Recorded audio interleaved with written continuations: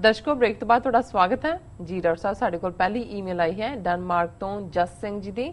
ਇਹ ਲਿਖਦੇ ਹਨ, ਮੋਦੀ ਦੀ ਕੈਨੇਡਾ ਫੇਰੀ ਨੂੰ ਭਾਵੇਂ ਕਾਫੀ ਸਮਾਂ ਬੀਤ ਗਿਆ ਹੈ ਪਰ ਮੈਂ ਬੜਾ ਨਿਰਾਸ਼ ਹਾਂ ਕਿ ਕਿਸੇ ਨੇ ਸਿੱਖਾਂ ਦੀ ਨਸਲਕੁਸ਼ੀ ਬਾਰੇ ਗੱਲ ਨਹੀਂ ਕੀਤੀ ਜੋ ਕਿ RSS ਅਤੇ ਭਾਰਤੀ ਹਕੂਮਤ ਨੇ ਕੀਤੀ ਹੈ।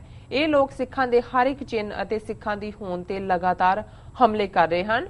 ਅਕਾਲ ਤਖਤ ਸਾਹਿਬ, ਦਰਬਾਰ ਸਾਹਿਬ, ਸਿੱਖ ਅਦਾਰਿਆਂ 'ਚ ਹਿੰਦੂ ਸੋਚ ਵਾਲੇ ਬੰਦਿਆਂ ਨੂੰ ਭਰਤੀ ਕਰਨਾ ਅਤੇ ਗੁਰੂ ਗ੍ਰੰਥ ਸਾਹਿਬ ਜੀ ਤੇ ਵਿਦਵਾਨਾਂ ਵੱਲੋਂ ਗੁੱਝੇ ਹਮਲੇ, ਸਿੱਖ ਕੈਲੰਡਰ, ਇੱਥੋਂ ਤੱਕ ਕਿ ਸਿੱਖਾਂ ਅਤੇ ਪੰਜਾਬੀ ਭਾਸ਼ਾ ਵਿਚਾਲੇ ਰਿਸ਼ਤੇ ਤੇ ਵੀ ਡੂੰਗੀ ਚੋਟ ਮਾਰੀ ਜਾ ਰਹੀ ਹੈ। ਇਹ ਇਹਨਾਂ ਹਿੰਦੂਤਵੀ ਤਾਕਤਾਂ ਅਤੇ ਭਾਰਤੀ ਹਕੂਮਤ ਦੀ ਵੱਡੀ ਸਾਜ਼ਿਸ਼ ਹੈ। ਤੁਹਾਨੂੰ ਮੇਰੀ ਇਹ ਅਪੀਲ ਹੈ ਕਿ ਇਸ ਨੂੰ ਸਿੱਖਾਂ ਦੀ ਸੱਭਿਆਚਾਰਕ ਨਸਲਕੁਸ਼ੀ ਐਲਾਨਿਆ ਜਾਵੇ।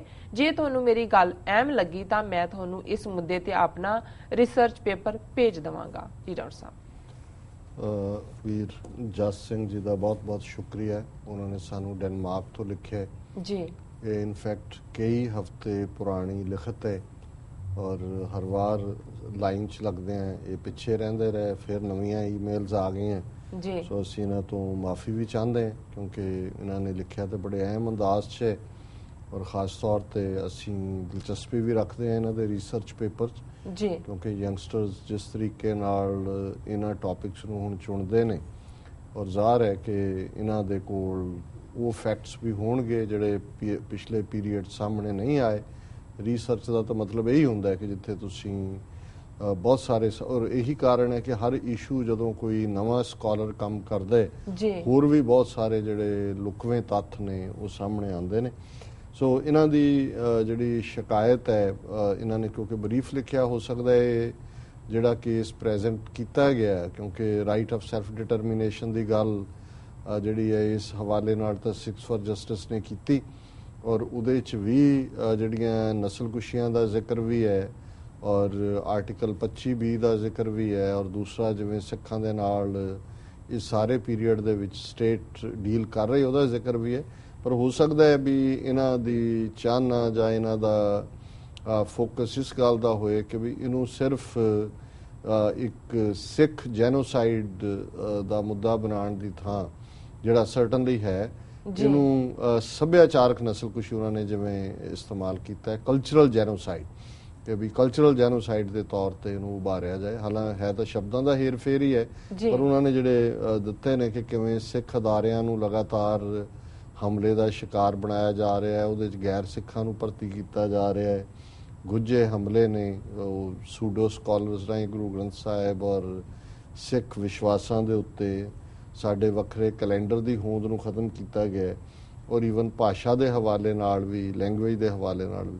ਸੋ ਜਦੋਂ ਅਸੀਂ ਲੈਂਗੁਏਜ, ਪਹਿਰਾਵਾ, ਡੋਮੀਨੈਂਸ ਔਰ ਈਵਨ ਇਕਨੋਮਿਕਲ ਜੈਨੋਸਾਈਡ ਦੀ ਗੱਲ ਵੀ ਕਰੀਏ, ਡੈਪਰੀਵੇਸ਼ਨ ਆਫ ਵਾਟਰ, ਸਾਡਾ ਪਾਣੀ ਖੋਣਾ ਔਰ ਇਸੇ ਤਰ੍ਹਾਂ ਈਵਨ ਸਟੈਟਿਸਟੀਕਲ ਜੈਨੋਸਾਈਡ ਵੀ, ਅੱਜ ਕੱਲਾ ਜੈਨੋਸਾਈਡ ਦਾ ਮਤਲਬ ਫਿਜ਼ੀਕਲ ਹੀ ਨਹੀਂ ਹੁੰਦਾ ਕਿ ਤੁਹਾਡੀ ਨਸਲਕੁਸ਼ੀ ਉਹਨਾਂ ਨੇ ਕਰ ਦਿੱਤੀ ਜਾਂ ਬੰਦੇ ਮਾਰ ਦਿੱਤੇ। ਅੱਜ ਕੱਲ ਇਹ ਸਾਰੀਆਂ ਟਰਮਸ ਵੀ ਯੂਜ਼ ਹੁੰਦੀਆਂ ਨੇ।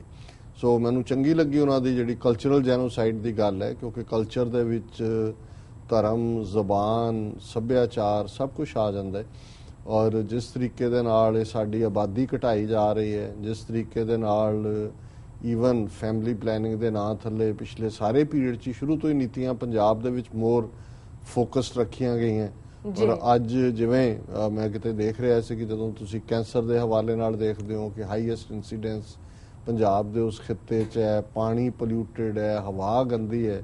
ਸੋ ਇਹਦੇ 'ਚ ਤਾਂ ਜਿੰਨੀਆਂ ਵੀ ਜੈਨੋਸਾਈਡ ਨਾਲ ਰਿਲੇਟਿਡ ਟਰਮਸ ਡਿਕਸ਼ਨਰੀ 'ਚ ਜਾਂ ਇੰਟਰਨੈਸ਼ਨਲ ਕੋਵੈਨੈਂਟਸ ਬਣੀਆਂ ਹੋਣਗੀਆਂ ਉਹ ਸਾਰੀਆਂ ਸਾਡੇ ਤੇ ਲਾਗੂ ਹੁੰਦੀਆਂ ਕਿ ਕਿਸ ਸਿਸਟੇਮੈਟਿਕ ਤਰੀਕੇ ਦੇ ਨਾਲ ਲੇਟੈਸਟ ਡਰੱਗਸ ਕਿ ਕਿਵੇਂ ਡਰੱਗਸ ਉਹਨਾਂ ਨੇ ਪੰਜਾਬ ਦੇ ਵਿੱਚ ਸੁੱਟੀਆਂ ਨੇ।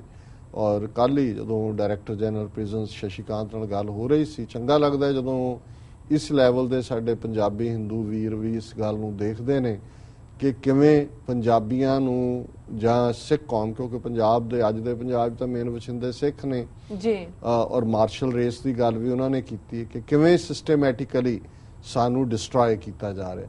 ਤਾਂ ਫਿਰ ਗੱਲ ਸਮਝ ਆਉਂਦੀ ਹੈ ਕਿ ਵੀ ਜੇ ਈਵਨ ਸੁਹਿਰਦਤਾ ਦੇ ਨਾਲ ਪੰਜਾਬ ਦੇ ਵਿੱਚ ਬੈਠਾ ਹਿੰਦੂ ਵੀ ਕੋਈ ਦੇਖੇਗਾ ਤੇ ਉਹ ਸਾਡੇ ਨਾਲ ਖਲੋਏਗਾ। ਜਿਵੇਂ ਸ਼ਸ਼ੀਕਾਂਤ ਨੇ ਇਹ ਸਾਰੇ ਪਾਰਟਸ ਡਰੱਗਸ ਦੇ ਖਿਲਾਫ ਮੁਹਿੰਮ ਸ਼ੁਰੂ ਕੀਤੀ ਹੈ ਜੀ। ਸੋ ਅਸੀਂ ਚਾਹਾਂਗੇ ਕਿ ਵੀਰ ਜਸ ਸਿੰਘ ਡੈਨਮਾਰਕ ਤੋਂ ਸਾਨੂੰ ਆਪਣਾ ਜਿਹੜਾ ਇਸ ਦੇ ਉੱਤੇ ਉਹਨਾਂ ਦਾ ਰਿਸਰਚ ਪੇਪਰ ਹੈ ਉਹ ਵੀ ਭੇਜਣ ਔਰ ਅਸੀਂ ਉਸ ਨੂੰ ਡੀਟੇਲ ਡਿਸਕਸ ਕਰਾਂਗੇ।